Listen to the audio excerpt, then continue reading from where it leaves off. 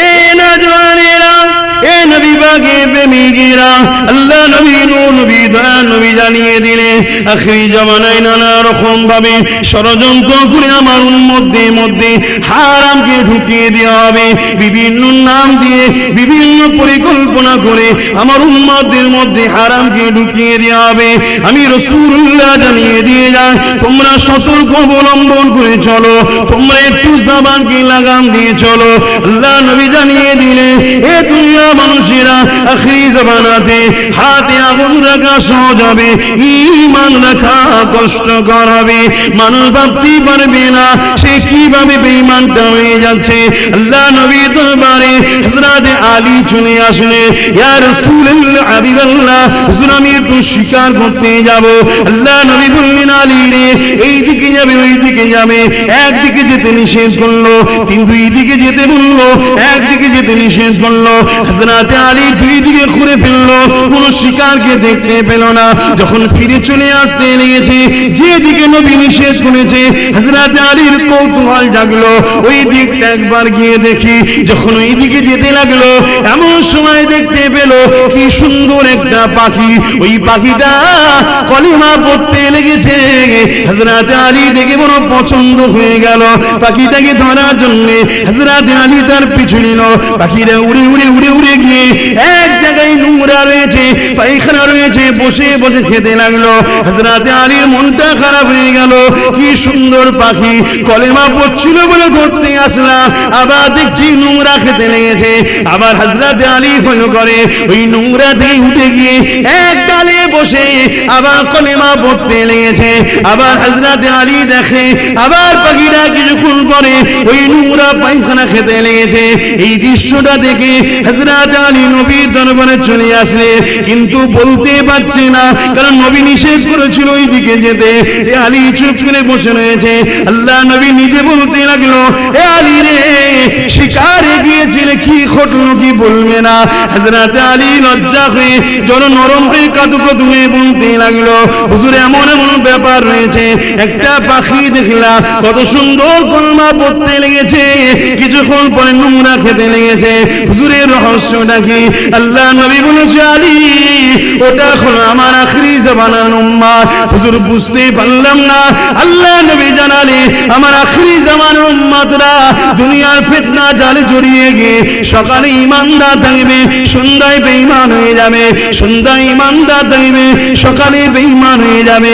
হালাল খাও হালাল খাও, আজ দুনিয়া তোমাকে চক্রান্ত করছে, নানান রকম নাম দিয়ে বিভিন্ন ষড়যন্ত্র করে আমাদের মধ্যে হারামকে ঢুকিয়ে দিবা। আল্লাহর রাস্তায় সবল করো। নবীর পরিবারদের দিকে দেখো, তাদের পরিবারে এমনও দিন গেছে খাতুনে জান্নাত 3 দিন না খেয়েছিল, তথাপিও কোনোদিন আল্লাহ পাককে অবজেকশন দেয়নি। আসেন আমার নবীকে ফলো করতে হবে।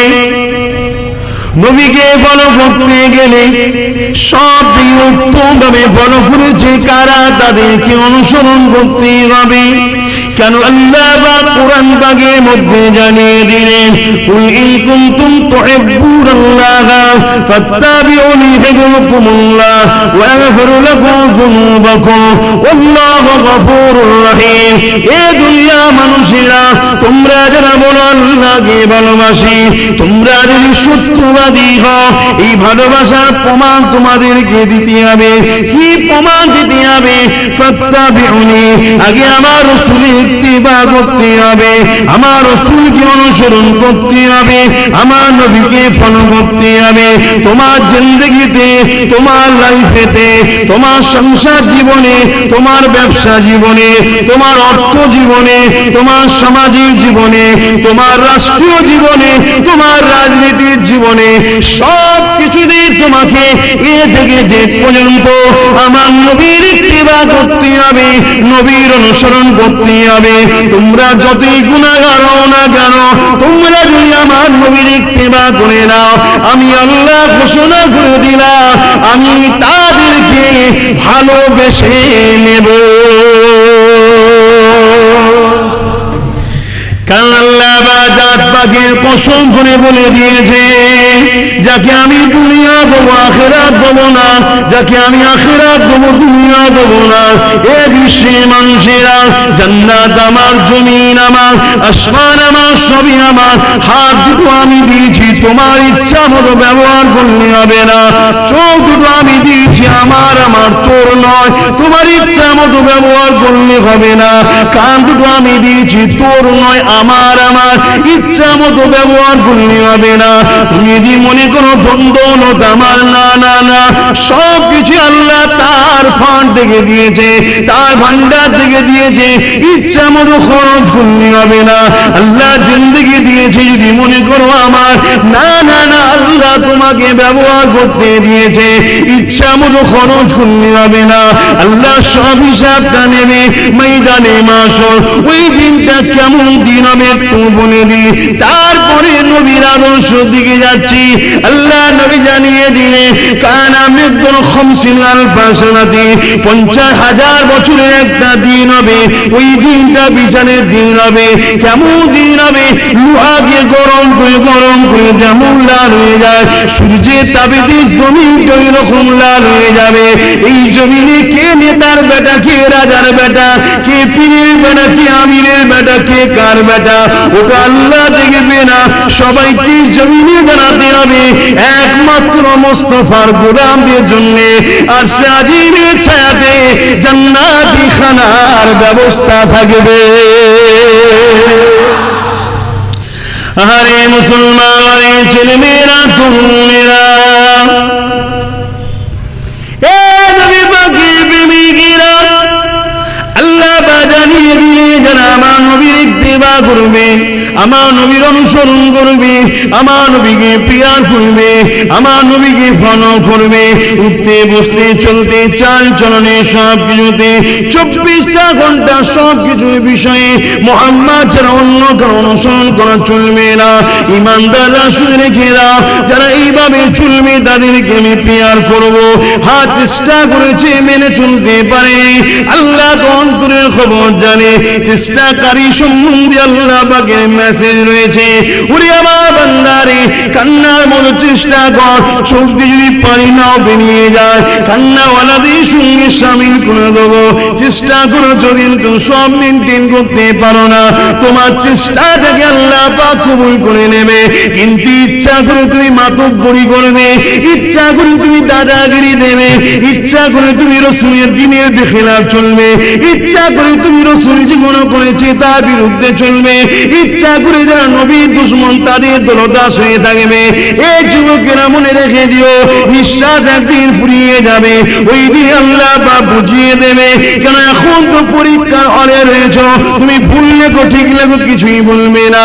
রেজাল্ট যদি আউট হয়ে যাবে, ওই দিন ফেল হয়ে গেলে হায়রে আফসোস, আর কিছু করার থাকবে না। আল্লাহ নবী আল্লাহ পাক জানিয়ে দিলে যারা আমার যাদেরকে ভালোবাসবো তাদের জন্য কিছু মেসেজ রয়েছে। কি মেসেজ রয়েছে?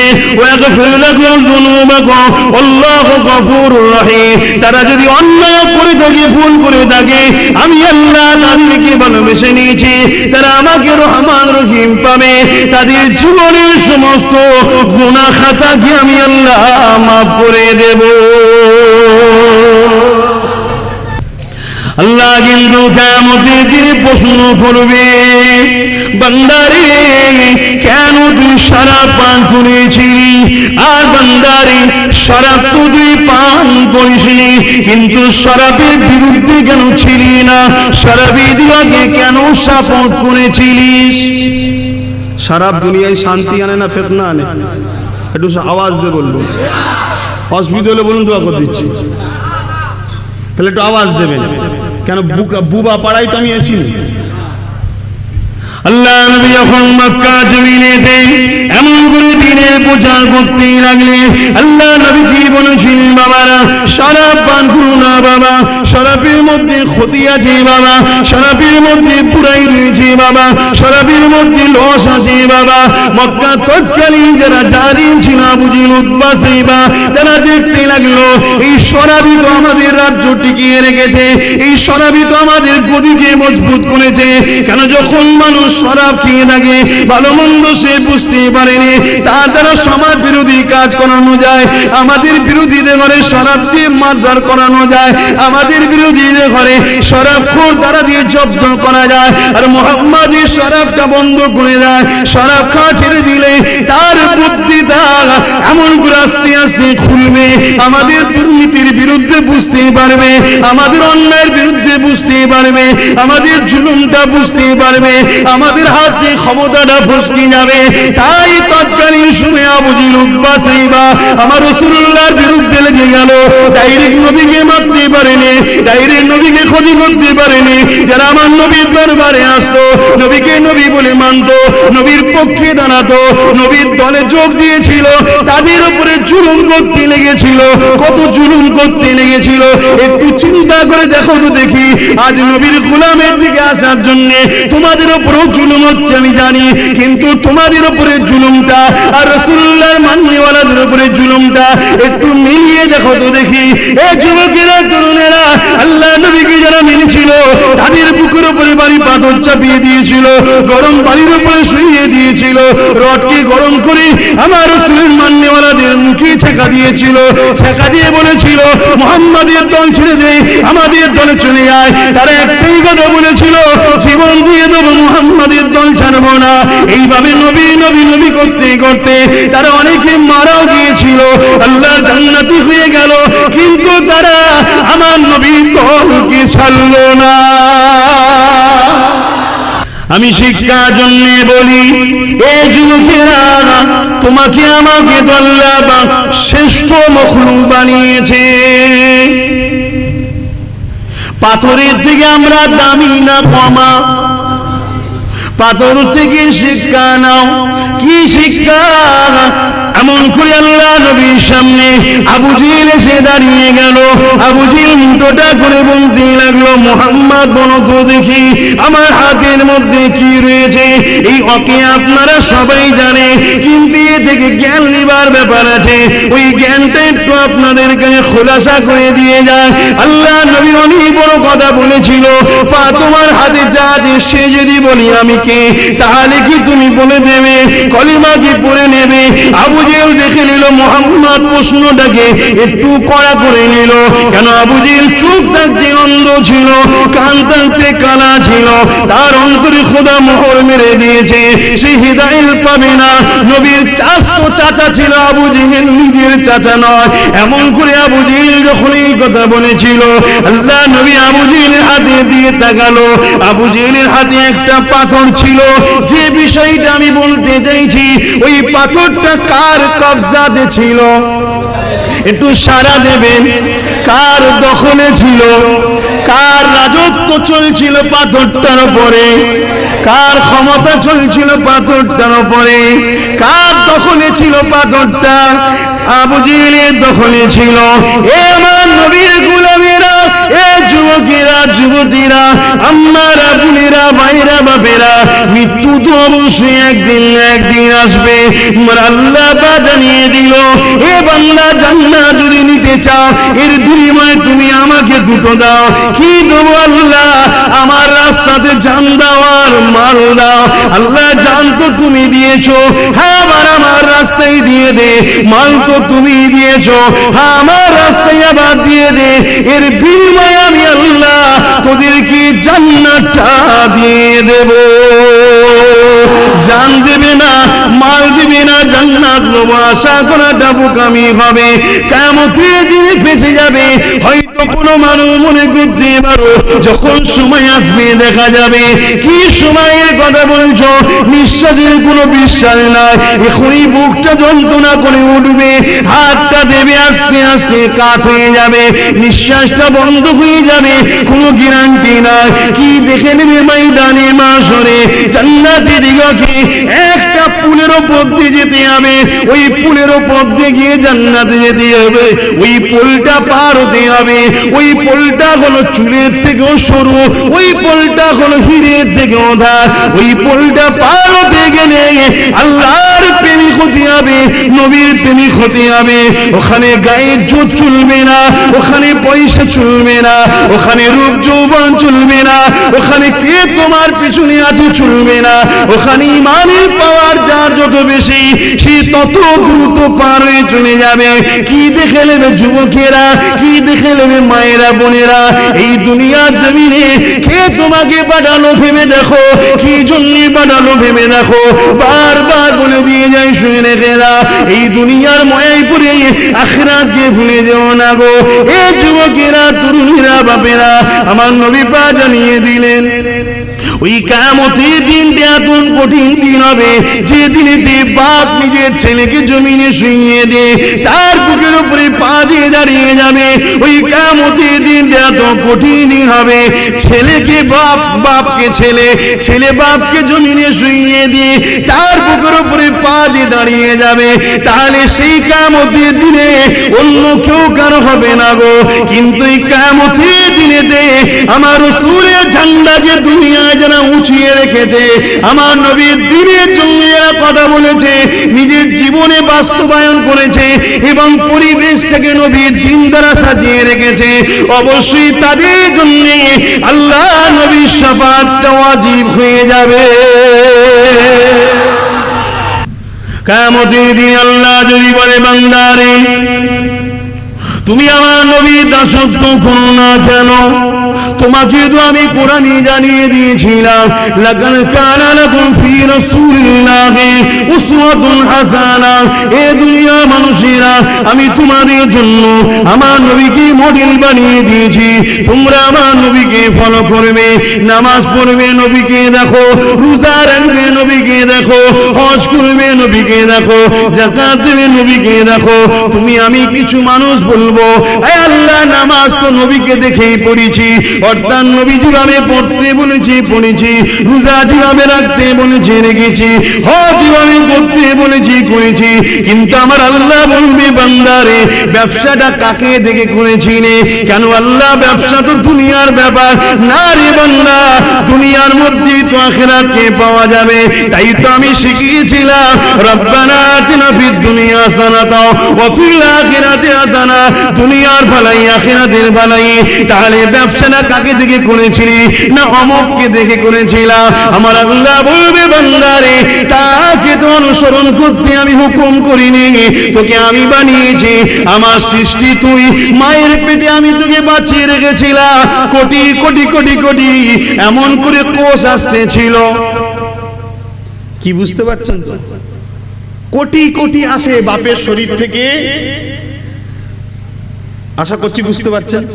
কোটি কোটি আসে মিলনের মাধ্যম দিয়ে মায়ের রেহেমে যায়, মায়ের শরীরে যায়। কোটি কোটি কোষ থাকে, তার মধ্যে থেকে একটাকে আল্লাহ বাঁচিয়েছে, যার নাম আব্বাস সিদ্দিকী, সব মরে গেছে।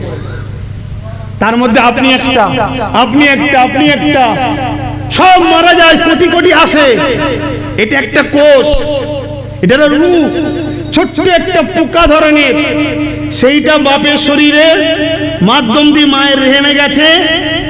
অনেকে ঢুকার চেষ্টা করেছে মায়ের রেহেমে, সবটাকে আল্লাহ মেরে দিয়েছে, এই একটাকে বাঁচিয়েছিল, সেটা আমি। তোমাদের কথাও বলছি, তোমারও আব্বার শরীর থেকে বহুত এসেছিল, সব মরে গেছে, একটা বাঁচেছিল, সেটা তুমি। তাহলে আমার আল্লাহ কত ভালোবেসে তোমায় সৃষ্টি করলো। আর বান্দা ব্যবসাটা করেছিস কাকে দেখে? কাকে দেখে করতে হবে? করি আমরা।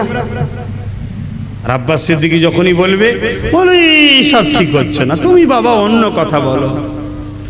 আল্লাহ তো কিয়ামতের দিন আমাকেও করবে বান্দারে আমার নবীর দাসত্ব কেন করলি না? তোর জীবনটা তো আমার নবীর রাস্তা দিয়ে চলবে।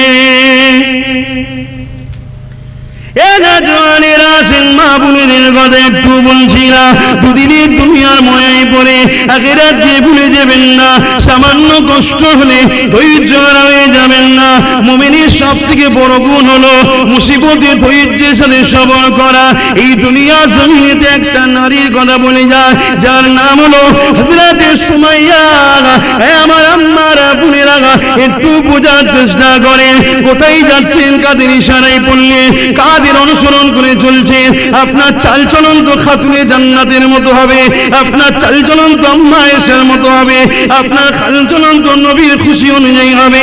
কারণ এই দুনিয়ার জমিনে একটা দিন ছিল যেদিন মেয়েরা জন্ম নিলে তৎকালীন সন্ত্রাসীরা জ্যান্ত পুঁতিয়ে দিত। আল্লাহ নবী লড়াই করে এ মা বোনেরা তোমাদের জন্য বলতে গিয়ে আল্লাহ নবী মার খেয়েছে, তোমাদের জন্য বলতে গিয়ে আল্লাহ নবীর জীবনী খুলে দেখো নবী কলেমার পরে কি দাওয়াত দিয়েছিল। নবী কলেমা প্রচারের পরে দুটো কথা বলেছিল, একটা শিশুদের অধিকার আর একটা হলো নারীদের অধিকার। এই দুটো কথা বলার জন্য আল্লাহ নবীকে আবু জেহেল উতবা সাইবা ঘর ছাড়া করে দিয়েছিল। নবী আমার পাহাড়ে গিয়ে বন্দী ছিলেন, এক মাস গাছের ফল পাতা মূল খেয়ে জীবন যাপন করেছে। এ নবীর গোলামেরা সেই নবীর খেয়ে কথা বলতে গিয়ে নাই কথা বলতে গিয়ে নারীদের অধিকারের জন্য কথা বলতে গিয়ে আজ তোমাকে যদি ঘর ছাড়া হতে হয় মনে দুঃখ নিও না গো। তোমার নবীও ঘর ছাড়া হয়েছিল, এক মাস পাহাড়ে বন্দী ছিল। তুমি আমি কোথাকারের কে? আল্লাহ যাকে এত ভালোবাসে নবী যাতে রাজি, আমার আল্লাহ যাতে রাজি। নবী এটাই শিখিয়ে দিয়ে গেল, এ বিশ্বের মানুষেরা কিয়ামত পর্যন্ত আমার প্রেমী কেমনও থাকবে, তারা আমার সুন্নতের উপরে চলবে, আমার হয়ে কথা বলবে। আমার হয়ে কথা বলার জন্য সমাজ তাকে বয়কট করবে, সমাজ তাকে মিথ্যা কেস দেবে, সমাজ তাকে মারবে, সমাজ থেকে খরচানা করে দেবে। সে খরচানা হয়ে যাবার পরে আমি মুহাম্মাদের কথা মনে পড়বে, আরে আমার নবীও তো খরচানা ছিল, তার কষ্টটা একটু হালকা হয়ে যাবে। তাই আমার নবী এইভাবে আমাদেরকে শিক্ষা দিলেন।